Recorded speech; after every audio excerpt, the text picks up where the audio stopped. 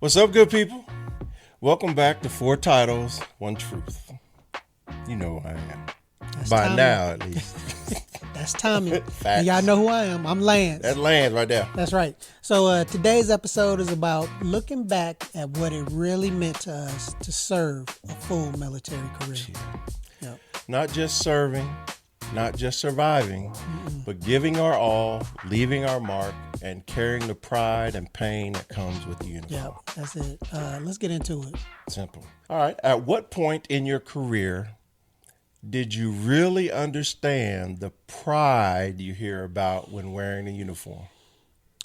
I think coming out of college and being in that environment where we were in a all black. I mean, we had all black. We had a couple of folks of different race in our battalion, but being in that all black battalion, having all of our leadership was black and stuff, and it was like, man, we're about to go and do some stuff. And then when you go to like your summer camps and you see that you're a minority, you're a big time minority when it comes to not everybody's built like that. Yeah. And then so when I got commissioned, I was very I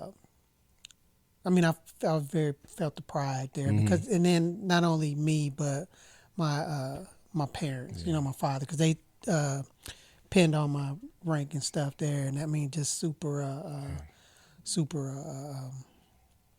proud of me. So that made me feel really proud. I felt ready to wear the uniform and respect it.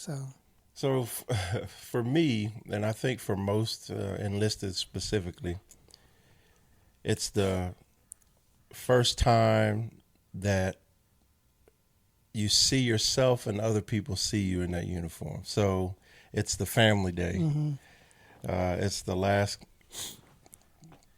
2 or 3 days in basic, and you get to stand in formation with your visiting family there, and then they get to see you in your uniform all sharp, and you feel it. I think that was the that sort of feeling that you were because went through basic training and you did all that, and then your reward seemed like your uniform. It's right? it's your official. dress uniform. That's the same thing with the getting commissioned. It's like this is mine. Right. This is for real. I ain't turning this one in at the end. So that was extremely prideful. And then I had a couple more. One was first time I had my drill sergeant hat on. Okay. Because that was a goal that I had. And the first time I got to actually received it from CIF, or at Central Issue Facility. That's where they issue all the military equipment. And so once I got it from CIF, it's in a box. And then not only is it that, but then you have to learn how to put it on, and then learn how to wear it. And then you have to figure out how you're going to wear it. So all of that, and then to have it on, put it on as you're about to, because you put it on right before you get to the steps on the graduation stage. And so you got to flip it and then put it on, right? And for the males, you got to catch that lanyard on the back. That hook. Yeah, you like okay, and then you stepping across the stage, and that's the first time the world sees you as a drill sergeant. So that was special. And also my first time leading the unit to war as a first sergeant. Okay. That was I had so much pride coming off that plane. I think anybody that deployed, because I had a tremendous amount of pride and respect for what my folks were doing, what other folks were doing around us. Whenever when we were deployed in that war, that was super. You see where all of the training, where all of the how everything works together. For real. Yeah, it's no more training. Real exercises. life. Real life. So. And then that feeling of that patch ceremony. When you take on the patch of the unit that you're falling under over there and putting it on. And, there's a lot of moments where you really feel that pride. And then the final one was my retirement ceremony. The way we had it set up is that I had every rank that I wore, right, from E1 all the way up to E8. They passed the flag representing each rank that I wore, and then the E8 turned around and gave me the flag as an E9 Sergeant Major, and that hit. Yeah, it hit. That whole production going on. Yeah, and but it hit mainly because all those memories start running through your forehead. Seeing at each rank and stuff. And then, my father wasn't able to be there for my retirement. And then my mom wasn't able to be there physically because, COVID time. Just recalling your service, because, they got the picture thing up there, and you're just like, man, that went fast. Yeah, it did. We were talking about different. I thought we were just going to talk about one specific moment, but I had. Can you a few, keep up, please, sir? Hey, trying to stay with the.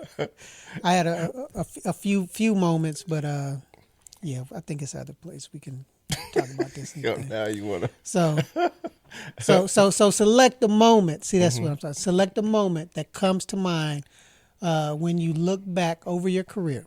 The moment that pops up the most in my mind is when I was first sergeant of PLDC. Oh. Yeah, it's the Primary Leadership Development course. And it's a non-commissioned officer class that you have to take. It's the first one you take. Let's say what ranks are in that It's class? usually specialist promotables, and then sergeants. Sergeants. It's basically the training you're supposed to have, Army standard, before you become a non-commissioned officer. Okay. Yeah. And so the fact that I was selected to be the first sergeant of the PLDC was not the big thing. The big thing was that it's a 4-week course, and I was first sergeant for 2 weeks. 2 whole weeks. Yeah. And so it was eye-opening, but it was a time where I felt like I can really do this, because I not only felt pride and honor being selected, because multiple people usually get selected for all the different leadership positions, but for you to become the first sergeant, that means you're the selected highest ranking person in the class, and then usually you only keep it for like 3 to 5 days, and I kept it for 14 days, and it was because the cadre just kept saying that, hey, them jokers, hey, keep it, hey, no, you gonna hold it for a little more while, yeah, and so that's one part of it. The other part of that memory is that everybody was so supportive of the other people in the class. And I'll just say this, most leadership training in the military for the different levels, officer and enlisted, there are people that become your friends, and then there's people who are your competition. Haters. Yes, another word is haters. and that just means that they want what you got, or they want to be better than you. All right, that's the competition thing in there. And it also deals with the good and bad people everywhere. I just know that the majority of the people, even if they didn't smile in my face and all that stuff, everybody was doing we had details, tree cutting, we had raking, everything that stuff to be done. Absolutely. And everybody was doing it. And that was a significant moment in my career that for some reason I always go back to that. I don't know. Honestly, I'm sure there's a psychological memory, but I don't know why. What about you? Probably whenever, whenever I chose to go to the perioperative specialty course, the perioperative nursing course. How long was that?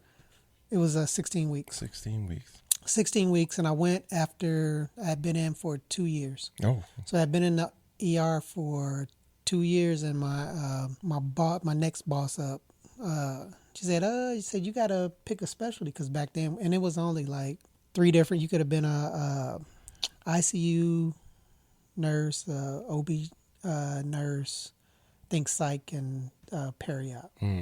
So it was like, and I always wanted to do some in the operating room before, because when I was in school, that was my, because when we were seniors, we got to do like a couple of weeks of, where do you want to work? Where would you like to work whenever you got out? And I was in the OR, because I was like, yeah, I want to work in the OR. Okay. And chose to go to the peri-op course, and it was down here at BAMC. Okay. And it was like, BAMC had been open for... That's the hospital here in that's San Antonio. The big hospital. That's the largest hospital, only level 1 trauma center in the DOD. And it's the largest hospital in the DOD, Military, Department of Defense. Yeah.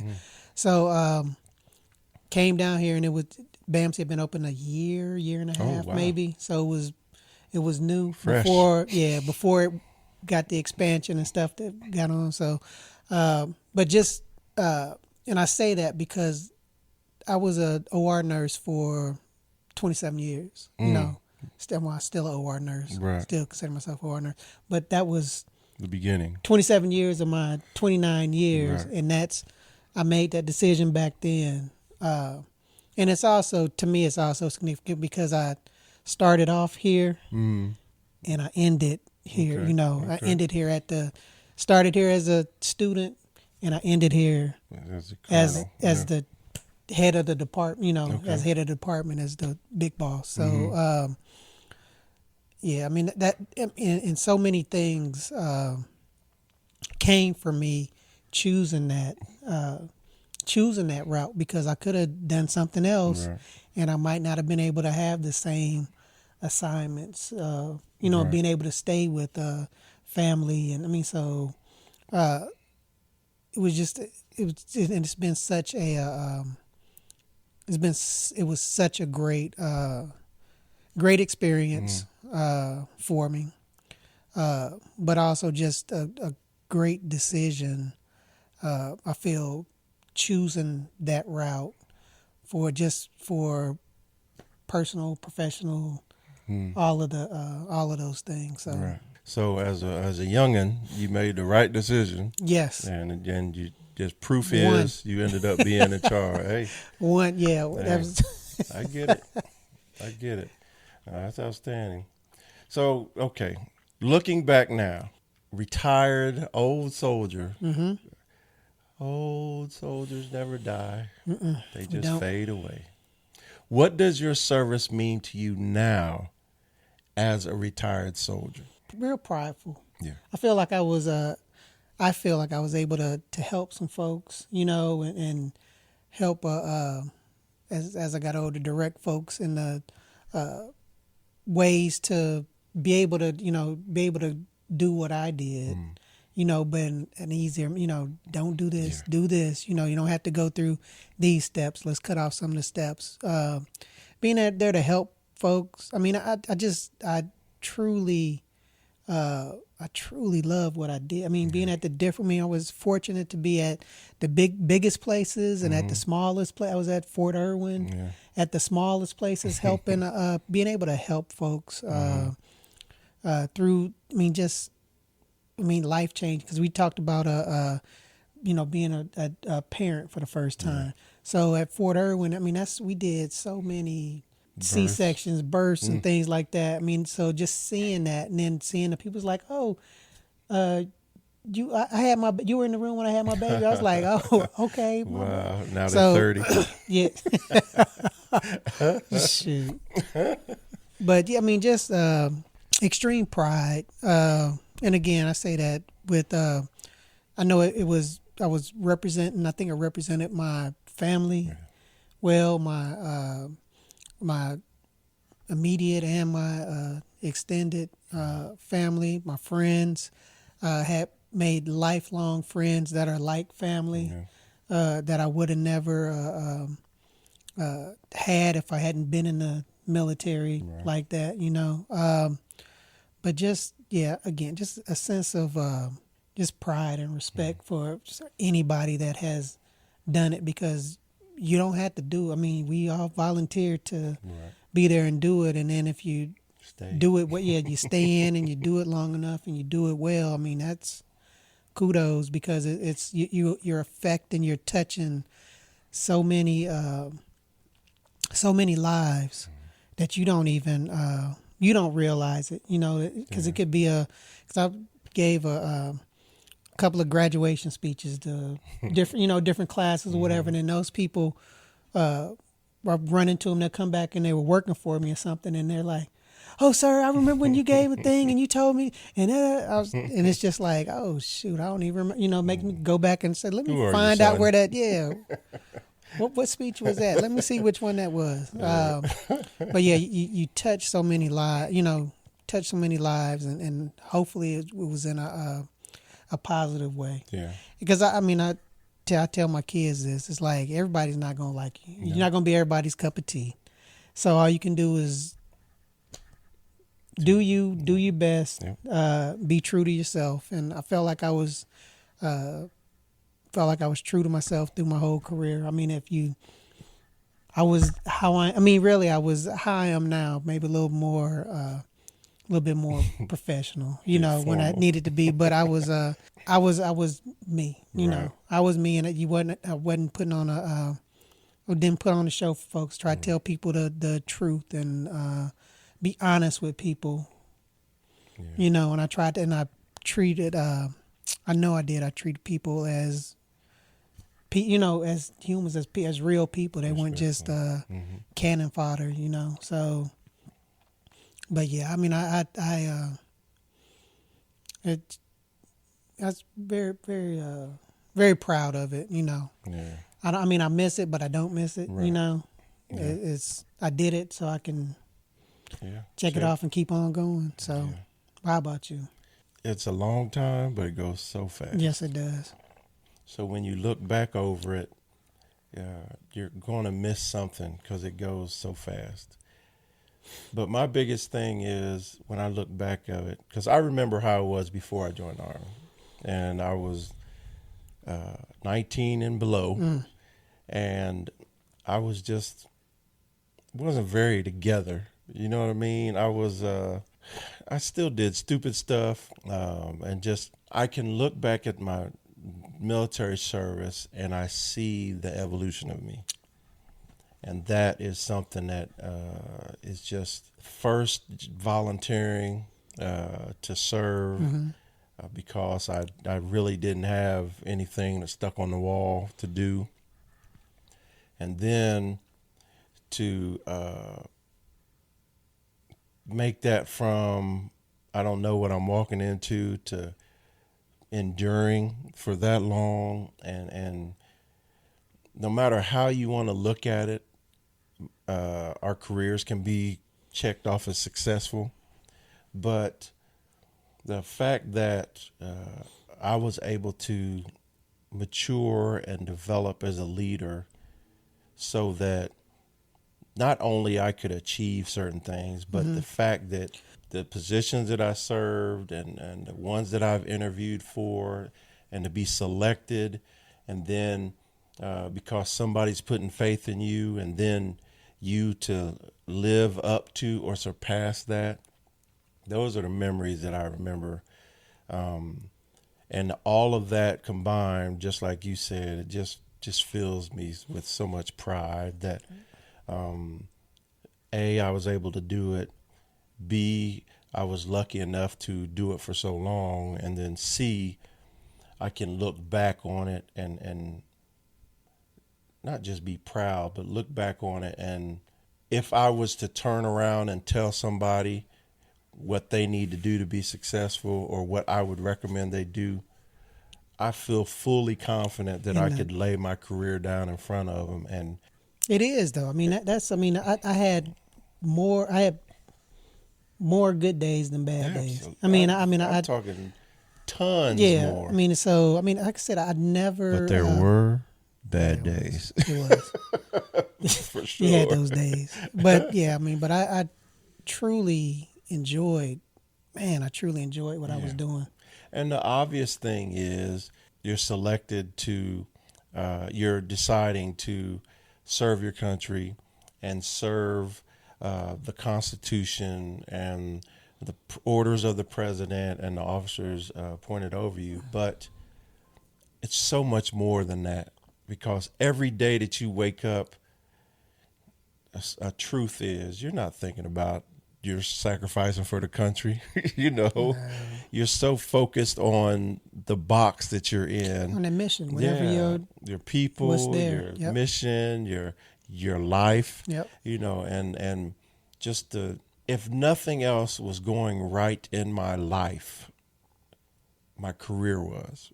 And that's when I look back and say my relationships, my losing people, your loved ones, grandmother, brother, father, all that stuff. But I can honestly say that my career, even sometimes it seemed to level out, it was always moving in a positive, forward way. So just pride, man. Yeah. I understand, boy. For a whole lot more. Yeah. Or a whole lot, excuse me. I understand. So what would you say is your proudest moment, the one that still gives you chills? I can answer that one if you want to. Go ahead, you first. So I would say that when I got, I was extremely proud whenever I got promoted to 06. Yeah. Extremely proud. Because it's like I knew it was one of the reasons I didn't see many that looked like me, Right. especially in my profession, that weren't like physicians or something like that.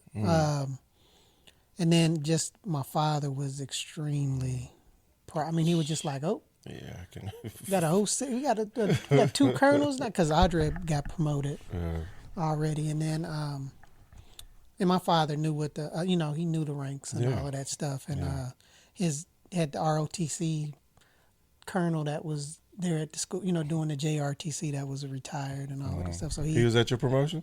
My father was. No, my father was. So my parents were at my first and at my last promotion, which was, I was extremely happy about that. But yeah, just it was such a good day. It was an awesome promotion ceremony, and the thing that I really that I loved about it was I was able to thank all of my folks, my parents, my wife, my siblings, the folks that I work with, the folks that helped me in the beginning to come up to shape me. Because I mean, I really grew up, went from being a boy to man, and it made me the person, really who I am today. Right. Yeah, made me who I am today. It's other things that go, but that's a huge part of what I was a huge part of my identity and what I did. Dominating the pie chart. Yeah.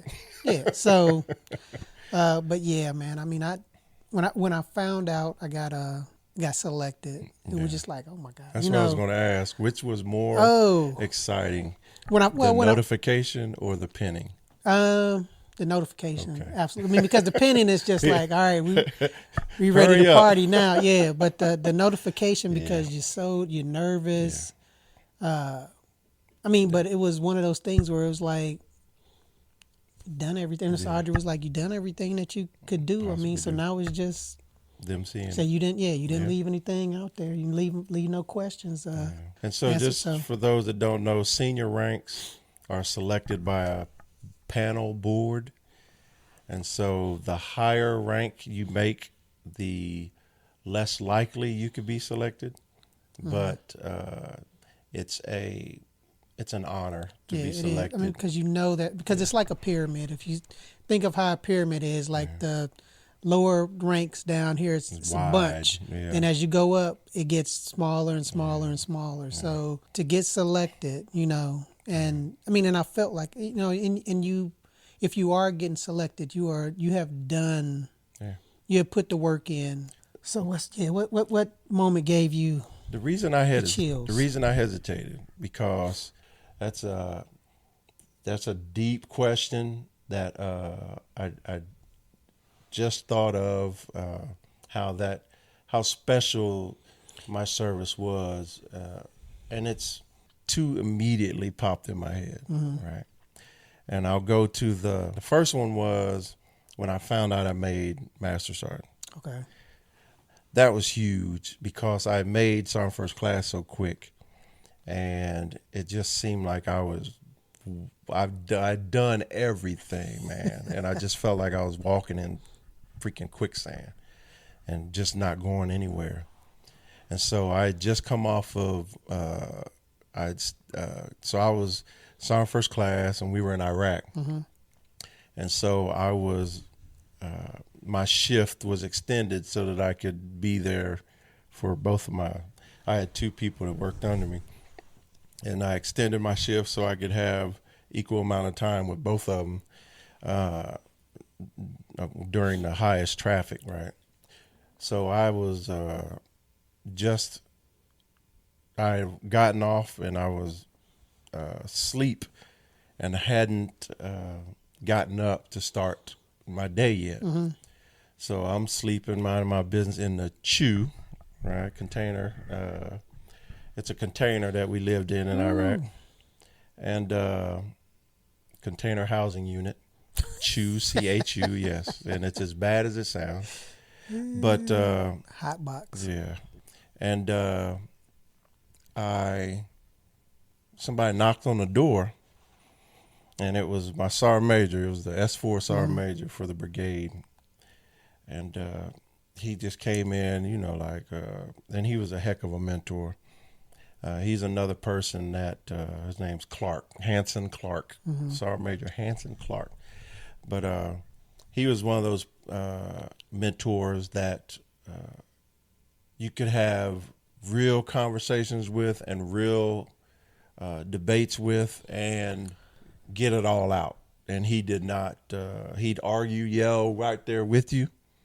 And then once he figured that you got it all out, then he'd bring it back home. You know what I'm saying? So he was somebody that I needed because my energy was always just, that's something I fought my whole career, is just not overreacting to everything. And mainly it was I have always had temper issues.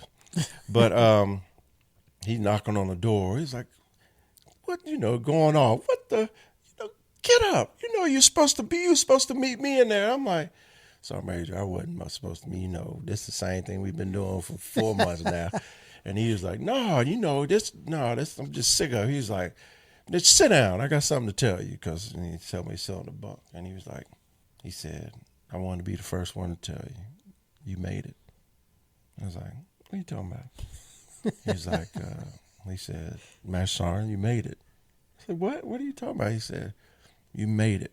And another reason that it's significant is because he was the first one that sat down and went over my records with me, step by fix this, step to fix, what is this, fix it, and checked my enlisted records brief. Yeah, all this stuff that people weren't doing before, right?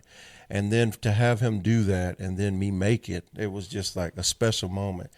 And he's just sitting there telling me that I made the list, and I'm like, what are you talking? I said, don't, look, man. I said, don't bull jive me, man. I said, this ain't the time. We at war, my weapon right here now. He was like, no, seriously. And so finding out I made it and was going to be a first sergeant, I saw that immediately. That was just amazing to me, Yeah, so that's one of those moments that I remember, and it just hit very strong and great. But the one I chose was, you say you've had family promote you before, first and last, but I have never had anybody in my family promote me. Yeah, never. Really? Yeah. I was always away. Remember, I wasn't married. And so when I was getting promoted, it was like friends or leaders that I respected promoting me. And man, I would have thought your mom would have. Well, like I said, she just wasn't around, And the sad truth is, most of my career, my promotions have been, hey, let's do it. It's time for you to get this job done. I've had in front of formation type things, but it was this. It wasn't a ceremony. It wasn't something that I changed when people were getting promoted. Okay. I wanted to I wanted to make sure that everybody understood their promotion was, I'm talking about from E1 to E2. Because when people used to throw rank, they used to fire me up. Used to fire me up. And I used to drag a whole bunch of people. But anyway, at the Sergeant's Major Academy, my mom was able to promote me to Sergeant Major. Yeah, so didn't make it anything. And the perfect thing, I have a picture where I had to take a knee so my mom could reach my shoulders. And just looking out there, it's just such a special memory. So that's the one that super stands out to me and gives me chills, because the first time that I had family promote me, it was the last time. The last rank I could achieve, that's the awesome. Last level. So that was great. That's awesome. So this is a sort of a twist on a question, right? Okay. How do you respond when people ask you now, why did you join the Army? I still say I had ROTC scholarship, so I had obligation. I mean, I had obligation to do it, but I follow it with I wouldn't have changed anything, man. I'm so happy that I got directed in that direction, because it just, it pops. It's everything. High five. Yep. Because it's everything that I am today. Yeah. It's everybody that's around me that. I get emotional by it. It's my family, man. It's my family. It's my friends. It's my life. Yeah. So if I wouldn't have been in it, we wouldn't be talking about this right now. This is a. You never met Audra? No, it's just facts are the facts. I got ROTC scholarship. That's why I was in. Why I stayed in is because I enjoyed it. I appreciated the culture, respected the culture, and the direction that we were that it was going in, and where it took me. So that's why I joined the Army today. Now that's what you say. Now, yes. I respond by saying the truth as well. At that moment, I didn't know what to do. And then there was a spark of pride, country pride, and the other 95% was an end to a means, or means to an means to an end. Look at me, I was just playing when I said it wrong, but it was, I don't have nothing to do right now. I don't have any plans right now. And the Gulf War just ended. And for the first time ever, I'm thinking about the military. So I have to assume that it has to do something with the way we saw the war play out on TV. And it was an avenue, a way to get myself to do something. And then... But that was a mature decision. That was a huge mature decision that you made. That's what I'm saying, and that's why now when I say it, I say that I made that decision not because I was mature. I made that decision because it was something to do that was worthwhile, But what it ended up being was, I'm telling you, man, from the moment I got to pre-basic, I'm talking about when I arrived at Fort Jackson on the bus, and we had to put our head down on the bus because they didn't want us to know where we were going. Took bus to replacement. From the moment I got there, every day I saw positivity in my decision. Every day, because it was like, I can do this, Right decision. PT, what? Get up there running, and then seeing my improvement and all that events. But it's still, because you get rewarded in basic if you are elite level of physical fitness. And so got that going for me. And then catching on to the leadership thing as being a squad leader and a platoon guide. And then even the first sergeant and basics. Growth. I mean, yeah, growth and just all the way seeing the through. positive. Yeah. Mm-hmm. It's for the first time, I think, I could see what was in front of me and also see paths to it. Was that? Yeah, I hear you. That was something that made so much sense to me in the Army. You could be that. Here's the steps you got to do to get that, and then you do those steps, and what do you know? You got a good chance of being that. Yeah. So, and it turned into that, and then just throughout my career, just always just having the energy and the fire to be motivated and try to lead people the right way. And when soldiers are down, trying to give them that extra boost in the morning at PT, whether it's saying something like, God bless the Ohio State Buckeyes, and half the audience, half the formation, bumble. But you know what?